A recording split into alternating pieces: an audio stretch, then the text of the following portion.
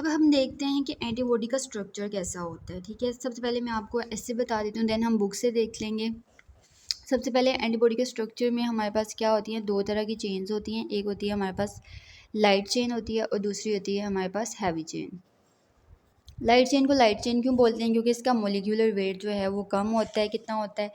25,000 तक होता है। और हैवी चेन को हैवी चेन इसलिए कहते हैं कि इसका मोलिकुलर वेट जो है वो ज़्यादा होता है, 50 to 70,000 तक होता है। ठीक है, अब हम देखें अगर लाइट चेन की बात करें तो लाइट चेन में हमारे पास वेरिएबल रीजन होते हैं और एक होता है हमारे पास कांस्टेंट रीजन। इसी तरह अगर हम हैवी चेन की बात करें तो हमारे पास हैवी चेन में भी वेरिएबल और कांस्टेंट जो है वो रीजन होंगे। ठीक है, दोनों में ही वेरिएबल रीजन भी है और कांस्टेंट रीजन भी है। अब हम अगर स्ट्रक्चर की बात करें, अगर मैं यहाँ पे स्ट्रक्चर ड्रा करूँ तो हमारे पास एंटीबॉडी का स्ट्रक्चर हम कैसे जो है वो प्रेजेंट करते हैं, ऐसे करके और यूँ, और यहाँ पे ये यूँ होता है। गंदा सा बन रहा है जैसा भी, अच्छा ठीक है। अब हमारे पास क्या होता है, ये इस चीज़ को हम कहते हैं, ये हमारे पास क्या है, एंटीजन बाइंडिंग फ्रेगमेंट। इसको हम, इस पोर्शन को हम बोलते हैं antigen fragment binding Fab, fragment antigen binding. ठीक है, अब अगर मैं बात करूं इसमें क्या क्या आ जाता है, इसमें आ जाता है हमारे पास वेरिएबल डोमेन आ जाती है। इसमें कौन कौन सी डोमेन आ जाती है? वेरिएबल डोमेन आ जाती है ऑफ लाइट चेन की, लाइट चेन की आ जाती है वेरिएबल डोमेन।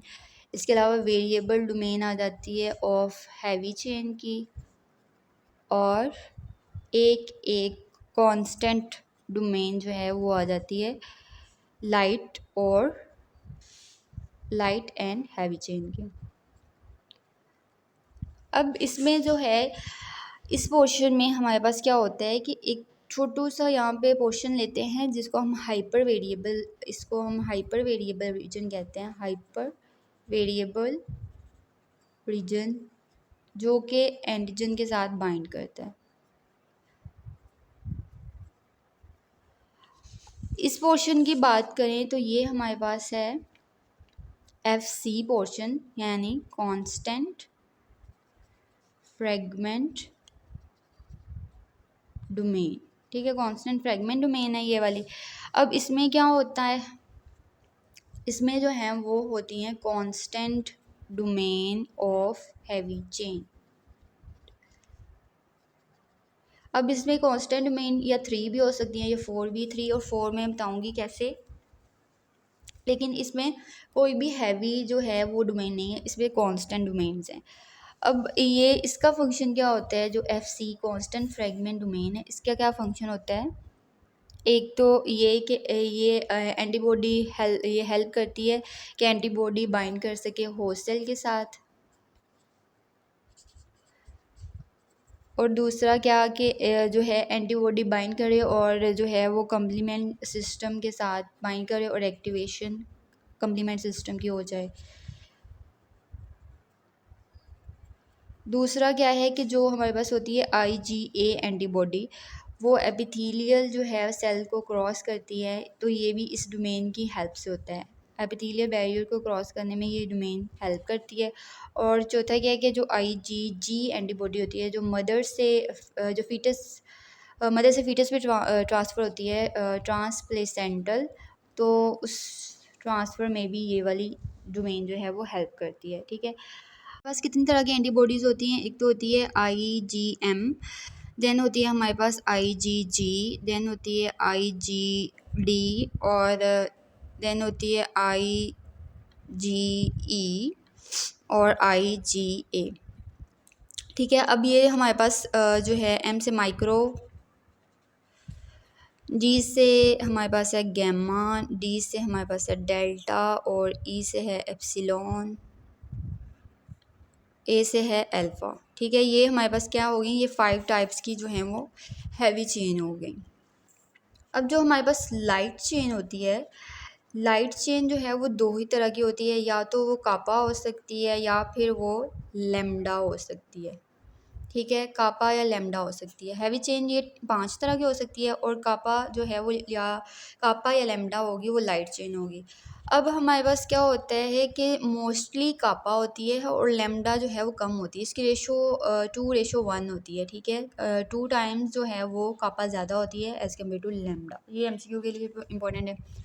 देन अगर मैंने बात की थी यहाँ पे कि जो F C constant fragment domain है उसमें या तो constant domain of heavy chain 3 हो सकती हैं या 4 हो सकती हैं। 3 किस केस में होंगी? 3 होंगी अगर हमारे पास एंटीबॉडी IgA है या फिर IgG है, ठीक है, इसमें 3 होंगी। इसी तरह अगर IgM है और IgE है तो देन हमारे पास ये जो कांस्टेंट डोमेन है वो 4 होंगे, ठीक है। ये आपने याद रख लेना है। अब हम इसको बुक से देख लेते हैं। ये बुक में इसका स्ट्रक्चर दिया हुआ है यही कि जो हमारे पास ये वाला जो पोर्शन है वो हमारे पास फैब है, एंटीजन बाइंडिंग फ्रेगमेंट है। एंटीजन बाइंडिंग फ्रेगमेंट में क्या आ रहा है?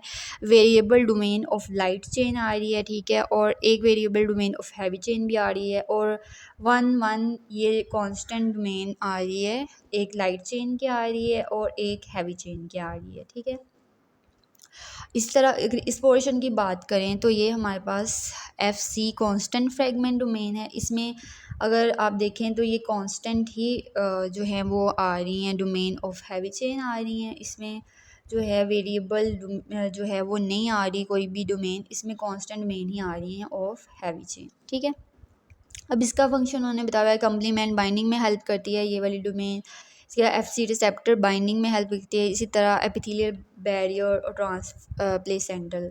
इसी तरह उसने आगे ही इस पोर्शन में बताया हुआ है, जैसे मैंने वहाँ पे कहा था कि जो हमारे पास यहाँ पे एंटीजन बाइंडिंग फ्रेगमेंट है उसका एक थोड़ा सा पोर्शन होता है जिसके साथ एंटीजन बाइंड करती है, उसको हम बोलते हैं हाइपर वेरिएबल रीजन। उसके साथ एंटीजन जो है वो बाइंड करती है, ठीक है। तो ये एंटीबॉडी का जो है वो स्ट्रक्चर हो गया।